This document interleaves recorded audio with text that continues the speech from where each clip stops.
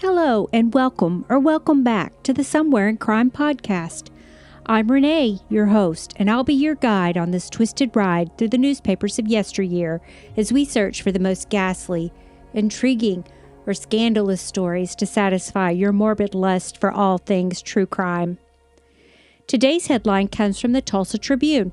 It's dated January 4th, 1951. It reads, "Police seeking nervous man seen in blood-splattered car." Sheriff Smith was called to check out an abandoned sedan on North Osage Avenue in Claremore, Oklahoma. The date was January 3rd, 1951, and the new year was about to get off to a very rough start. A local rancher had called to report a car sitting in a ditch near his property. It had been there since the day before, and he just thought someone should come and check it out. The sheriff obliged, not knowing that this was going to become one of the most horrifying cases in his career. As a matter of fact, I think this would be one of the worst cases of any law enforcement officer's career. It was still bright outside when Sheriff Smith arrived on the scene. It was there on the side of the well-traveled highway in a ditch right where the rancher had said. He walked to the car and peeked inside and found the keys still in the ignition. He also saw a man's wallet, a woman's purse, and children's toys. Bullet holes and a lot of blood. There was so many bullet holes and so much blood in the front seat, in the back seat, just everywhere, that Sheriff Smith had no doubt in his mind that there had been a murder committed inside this car. But who and how many would still have to be determined. The sheriff raced back to his patrol car to call for help. Before long, the area was flooded with cops, journalists, and just curious people asking themselves, what the hell happened here? Fortunately, the purse and the wallet still contained their IDs, so they found out pretty quickly that the car belonged to a married couple named the Mossers. There was Carl, who was 33, and his wife Thelma, who was 29. They had traveled to Oklahoma from Illinois. When their family back in Illinois was notified, the officers would find out that they had been traveling to Albuquerque, New Mexico, to visit Carl's identical twin brother for New Year's.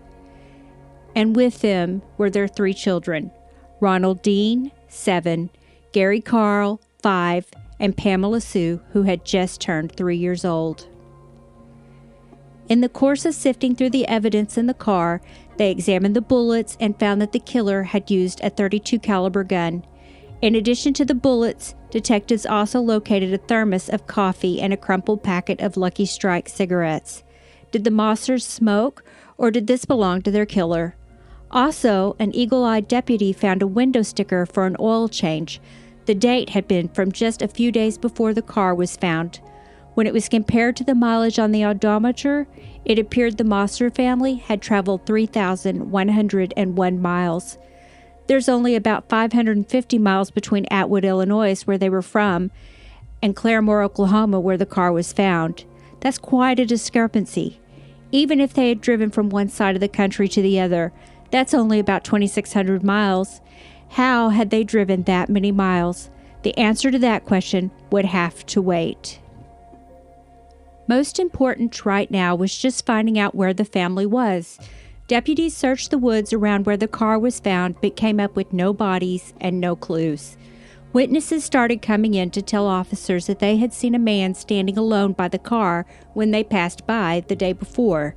They all described the man the same way, a white man, about 5'6", with light-colored hair. One said he had given the man a ride into town to find a phone. He claimed the man appeared nervous. The detective investigating the case felt that had to be the guy. Finding where he was would be a challenge, though. He had over a day's head start. At this point, he could be just about anywhere. Fortunately, the detectives got a lucky break early in the case. Sheriffs from Oklahoma County reported that there had been a kidnapping in Luther, Oklahoma, which is a town near Oklahoma City. The man, named Lee Bird Archer, had picked up a hitchhiker in Wichita Falls, Texas. The hitchhiker, who was described as a white man about 5'6" with light-colored hair, had robbed him and stuffed him in the trunk of his own car, eventually leaving him there in Luther. Archer was able to escape by jimmying open the trunk. When police were called, they found the receipt from a pawn shop for a .32 caliber gun left in his car, and that receipt had a name on it. William Cook was his name. As officers came to find out, he was the son of an alcoholic father who left the family when he was 4 years old. His mother and siblings were forced to take shelter in a cave after losing their home to poverty. His mother died soon after, and William and his siblings were placed into foster care where, from an early age, Cook would show signs of mental illness. He was raised in various homes in Joplin, Missouri until he turned 18. Eventually, he ended up in prison, a place that must have seemed familiar to him since he spent the bulk of his childhood in and out of juvenile detention. He had been released from prison only 6 months before the Mossers' car was found on the side of the road. A few others were questioned and released, but from the time they learned William Cook's name, the police zeroed in on him. Why wouldn't they? He was a hitchhiker with a criminal record and a kidnapper with the same caliber gun as the murder weapon. They had to find him and either arrest him or clear him. A nationwide BOLO was issued for William Cook. The whole country was looking for this guy. His mugshot was on the front page of every paper. As soon as the story of what he had done was published, calls of sightings came from everywhere around the country, but most came from Oklahoma, Texas, and Arkansas. One witness, the owner of a gas station in Wichita Falls, Texas, reported 2 men scuffling inside his station. One of them exclaimed, "For God's sakes, help me. This man has a gun and he's going to kill me and my family." Unbelievably, instead of helping, the gas station owner pulled out his own shotgun and ordered both men to leave immediately. He said he was afraid it was a ruse to distract him so they could rob him. In this man's defense, he was 63 years old and only had one leg, so I'm sure he felt vulnerable. When detectives arrived on the scene, the gas station owner turned over a hat that had been lost by one of the men as they struggled. The tag inside was from a department store in Illinois. This was an awful situation if that was indeed the Mosser family. This would mean that they were so close to help, but none was coming. This man was forced to return to the car with his captor and leave, but to go where? The answer to that question would come from the next witness to step forward. A waitress in a cafe in Horatio, Arkansas, a small town 4 hours down the road from Wichita Falls, thought she saw them.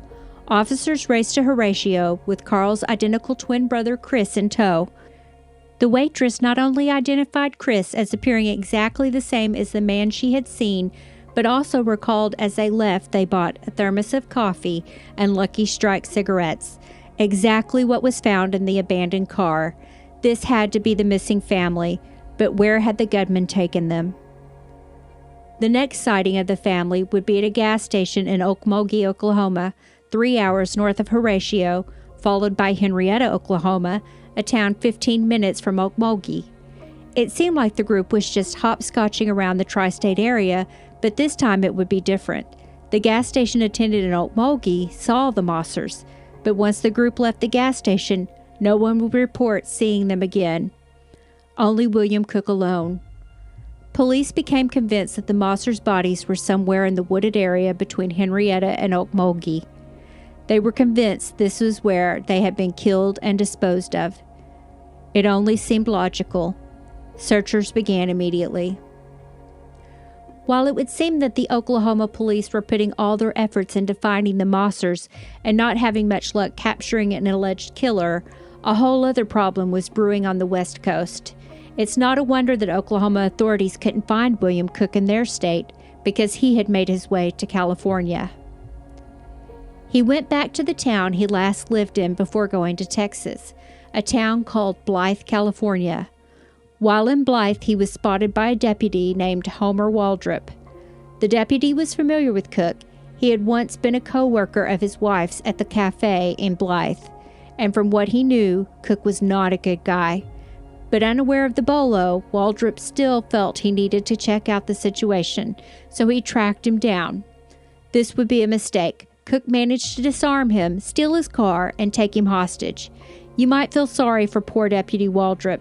This guy was just trying to do his job, and now he's been kidnapped. But this time, it turns out to be a huge advantage for investigators. You see, Cook liked to talk, and he talked a lot. It was in the course of this that he confessed to everything he'd done, and he had done a lot. Cook confessed to kidnapping the Mosser family in Luther, Oklahoma. He then forced Carl to drive and drive and drive. They started in Oklahoma City, just driving around at gunpoint. He then instructed him to drive to Wichita Falls, Texas. That would be where the struggle in the filling station took place.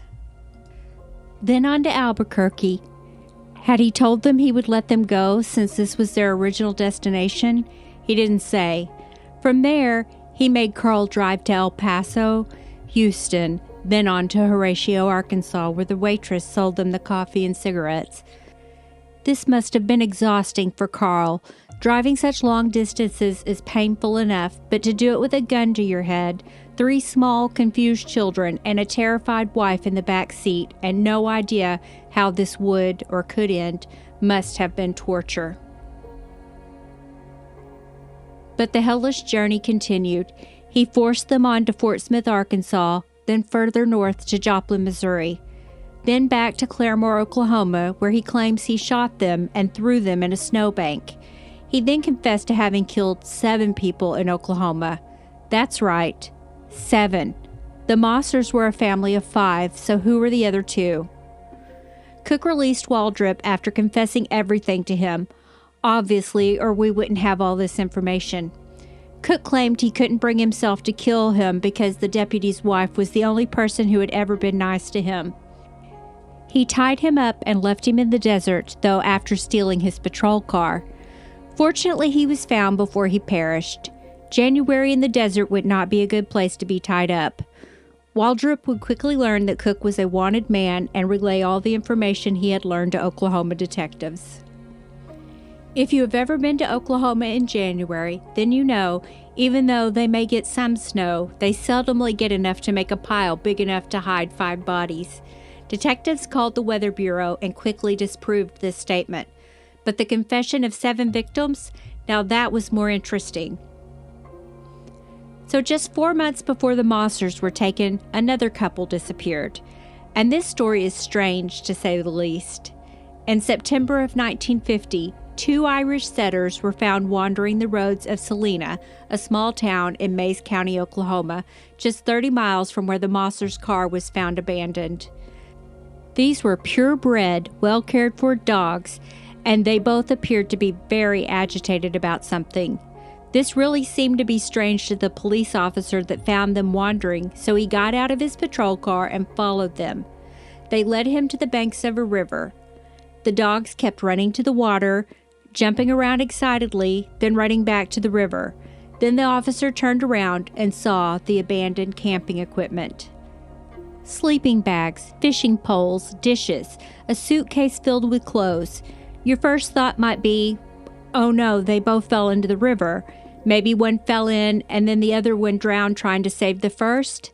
The river was checked, of course, but no bodies were found. And what doesn't make sense about the drowning theory is the officer saw everything you would need to camp but their car. How would they get there without a car? When locals were questioned, one reported hearing screams that night. Another reported seeing a couple with 2 dogs driving around in town. The travelers stopped at a local store and asked the clerk if they had a Chicago Tribune newspaper. No, they didn't, but that prompted the clerk to look at their license plate as they drove away. Their plates, according to the clerk, were from Michigan. Who these people were and where they went has never been established. Back in California, things were moving fast. Deputy Waldrop had escaped with his life, but the next man would not be so lucky. Cook, realizing the patrol car was a little suspicious, decided he needed a new car. So again, he flagged down a passing motorist. This time, the torture wouldn't be drawn out. Robert Dewey was a 32-year-old salesman in California on vacation from Seattle, Washington. According to Cook, he shot him when he bent over to pick up the cigarette he had nervously dropped. Dewey managed to slide out of the car, but it was too late. Cook took aim and fired again. This shot was fatal. Cook hid the body in Waldrop's patrol car and sped off in Dewey's car. He was heading towards Mexico. At that time, Mexico and the United States didn't have an extradition treaty. That could be a huge problem. If he committed a crime there, something he seems to do a lot, they might decide they didn't want to let us have him back. Of course, he could just disappear into the vast country and we'd never find him. Roadblocks and wanted posters were put up everywhere you turned. This was important, and every law enforcement officer in California was looking for him. He murdered an entire family, an innocent man, and possibly more. Nobody wanted to see him get away with this. Meanwhile, law enforcement officers continued to search for the Mossers in Oklahoma, following every tip they got. Oklahoma even held a state search day to encourage every single citizen to get out and look for them. In the freezing cold of January, thousands of citizens across the state looked in fields, ditches, rivers, caves, and anywhere else they could think of. It was January 14th, and the Mossers had been missing for 11 days. Finally, the tip came in the Oklahoma detectives had been waiting for. A man who knew Cook well from his reformatory school days said Cook had been to visit him a few months back. He claims they argued, and Cook threatened to kill him and throw his body down a mine shaft. He even showed him where the mine shaft was. The tipster was willing to lead detectives to it. The mine shaft was in Joplin, Missouri, Cook's hometown, hundreds of miles from where everyone had been looking. This was a promising lead. Everyone involved converged on the mine. There were Oklahoma police, the FBI, the Joplin police, and the public who had somehow found out what was going on. There were so many onlookers that day, they needed officers to act as crowd control. Everyone was desperate to know, had the Mossers been found? And they would soon get their answer. As the cover was lifted from the mine shaft, the unmistakable odor of death poured out from the hole. And there, about 10 feet down, were the bodies of the Mossers floating in the water that had filled the shaft in the years of unuse. One by one, firemen wearing gas masks to protect themselves from the toxic fumes of the mine brought each body to the surface. Pamela Sue was first, followed by each of the boys, Ronald and Gary. The boys' hands had been bound behind their backs. Thelma was next, then Carl. All were accounted for, laying in a line on the ground for all the world to see. And the world did get to see it. Photos appeared on the front page of the papers across the country, as if those who had been following the story so closely needed proof that the search was finally over. Oklahoma's search had come to an end, and soon California's would too. A concerned citizen in Mexico had recognized and called in a tip that would give Mexican authorities Cook's exact location. As the Mossers were being pulled from the well, handcuffs were being placed on William Cook's wrists. There had been no reason to worry. As soon as he was captured, Mexican police took him straight to the U.S. border and shoved him across into the waiting hands of the American police and FBI. They didn't want that piece of shit in their country. No, not one more second. And it couldn't have been soon enough. Cook had taken 2 more hostages. Hunters he had stumbled across as he wandered around. He had kept them alive for 8 days, again just driving around. Why had they not met the same fate as Robert Dewey and been killed immediately? How much longer would it have been before they had met the same fate as the Mossers? Again, Cook was happy to talk. He told detectives how Carl had tried to overthrow him twice, once in the filling station in Wichita Falls, and again when he traveled to Albuquerque. Then he gave the details of the Mossers' final night alive to curious officers. He explained how they had made their way to Joplin. It was dark outside and the entire family was overwhelmed with fear and exhaustion. Then there was hope. A police car on patrol passed the Mossers' vehicle. They shined their searchlight in their direction, and Thelma, unable to control herself, became hysterical. The children followed their mother's lead, screaming and crying out. They thought the ordeal would now come to an end, but sadly, the patrolman didn't see the distress and drove away. Cook was angry. He threatened them all with death, waving his gun around to remind them that he had the upper hand. The car fell silent, but only for a moment, because just then, the police swung back around for a second look. The light shined in the car's direction again. Thelma couldn't contain herself as Carl was trying to stop the car to get their attention. But sadly, the police again missed the signals that something was terribly wrong. They drove away, leaving the Mossers to their fate. Cook was now furious and out of control. He began shouting at them as if the whole situation was their fault. The children continued to cry in despair. Thelma was dejected. Carl was too. Again, they had lost the opportunity to get help. Again, it was so close. If only the police had been able to see. Cook was done. The Mossers had worn out their usefulness. He began firing his gun like a madman. One by one, each of the Mossers' lives were taken away. Cook then drove around town. For an hour, he had 5 dead bodies as his company. What was he thinking for that hour? He already knew where to put them so they would never be found. At least that's what he thought. So what was the purpose of that night ride? After he disposed of them, he made his way to Claremore, where the bloodied car was eventually found. He was long gone by then, as they had thought. He caught a bus to California, where his reign of terror would start all over again. Cook confessed to everything he had done. There was no question he was guilty, although he denied having anything to do with a missing couple from Michigan. He had committed kidnapping in Oklahoma, murder in Missouri and California. Now all 3 states would have to decide who got him first. It would be Oklahoma.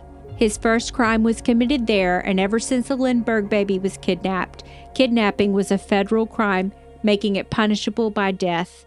His trial would start shortly. I don't know how you feel about the death penalty, but I know how the Oklahoma judge who heard the case felt. Prosecutors begged to be the one that flipped the switch, but the judge accepted psychiatric testimony that Cook was incurably insane. There would be no death penalty. He sentenced him to 60 years for each Mosser. That's only 300 years. California wasn't having it. They fought to try him next for the murder of Robert Dewey. This time it was a slam dunk. William Cook would go to the gas chamber for what he'd done on December 12, 1952. There was one final footnote. For a month in 1951, the entire country followed this story, including a 7-year-old boy named Jim. He carried this story with him into adulthood when he became a founding member of the band The Doors. They had a hit song with Riders on the Storm. The second verse of the song goes like this. There's a killer on the road. His brain is squirming like a toad. Take a long holiday. Let your children play. If you give this man a ride, sweet family will die. Killer on the road. So what did you think? Who were those campers and what happened to them? Do you think William Cook should have received the death penalty? Did you know the case was featured in a Doors song? Let me know in the comments below.